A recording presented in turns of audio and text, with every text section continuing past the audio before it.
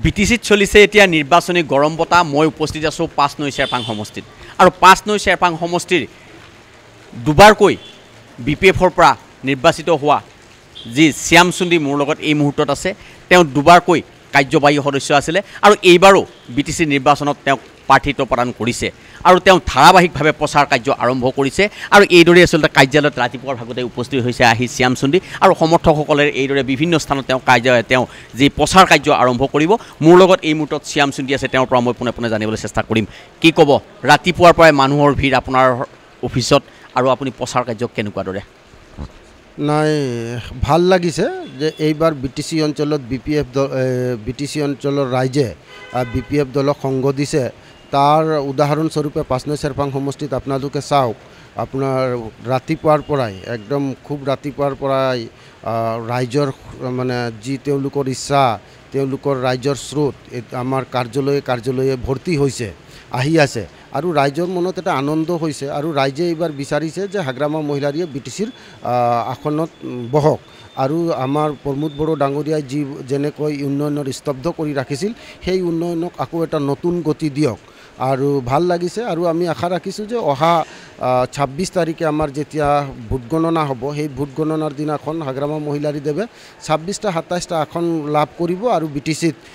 পুনৰবাৰ চৰকাৰ গঠন কৰি ৰাইজক সেৱা কৰিব আৰু যি মানে বিটিচি অঞ্চলক এটা নতুন ৰূপ দিব বিগত বৰ্ষত ইয়াত যিজন পাৰিষদ আছিলে বিজেপিৰ আছিলে এইবাৰ কিন্তু তেওঁ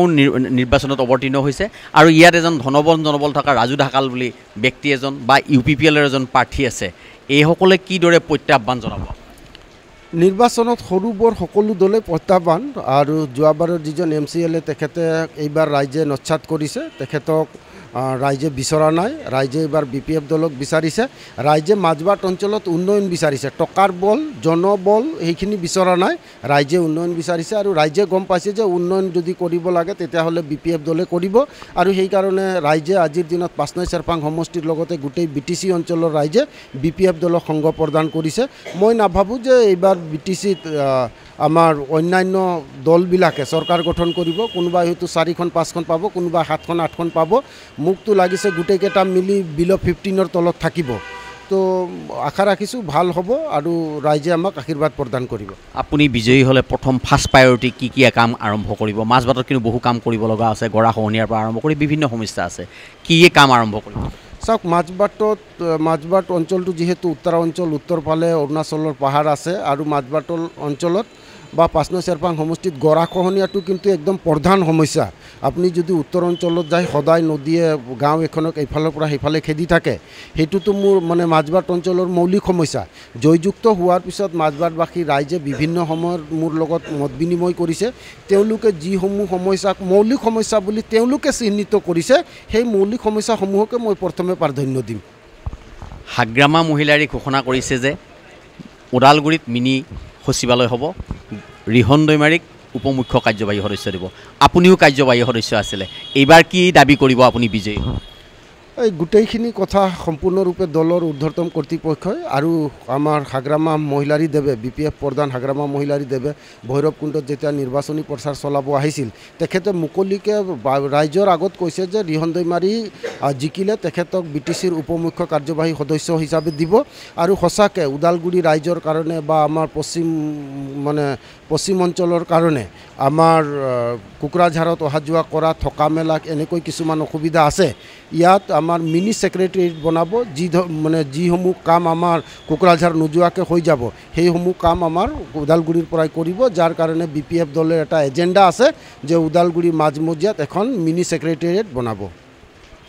আৰু কিছু সমৰ্থক আছে জিকিব হয় আমাৰ ছাৰ এইবাৰ জিকিব বিপুল ভোটত জয়লাভ কৰিব ইয়াতে তিনিজনকৈ অন্য দলৰ প্ৰাৰ্থী আছে 3-4জন প্ৰাৰ্থী আছে তেওঁলোকে কোনো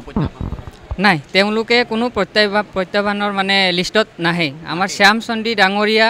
আগতেও থাকোঁতে যথেষ্ট কাম কৰিছে গতিকে এতিয়া কোনো যোৱাবাৰ আমি বিজেপিক দেখিলোঁ 5 বছৰ MCLA ইয়াতে আছে কিন্তু কোনো ধৰণৰ উন্নয়নমূলক কাম কৰিব পৰা নাই আৰু এতিয়া হয় এইবাৰ নিশ্চিত আমাৰ ইয়াতে কেণ্ডিডেটো জিতিব চৰকাৰো বিপিএফৰ আহিব এটা কথা ক'লে এইদৰে আচলতে ৰাতিপুৱাৰ ভাগৰ পৰা সমৰ্থকসকল ওলাই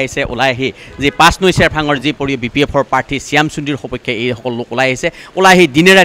ৰাত একেকাৰকৈ তেওঁলোকে প্ৰচাৰ কাৰ্য চলোৱা পৰিলক্ষিত হৈছে আৰু এইবাৰ শ্যাম চুন্দিৰ বিজয় নিশ্চিত বুলি তেওঁলোকে ঘোষণা কৰিছে। আপুনি বিচৰা বাতৰি পাব কেৱল নিউজ 18 এপত। নিউজ 18 এপ ডাউনলোড কৰিবলৈ স্ক্যান কৰক এই QR কোড। গুগল প্লে ষ্টৰতো পাব এই নিউজ 18 এপ।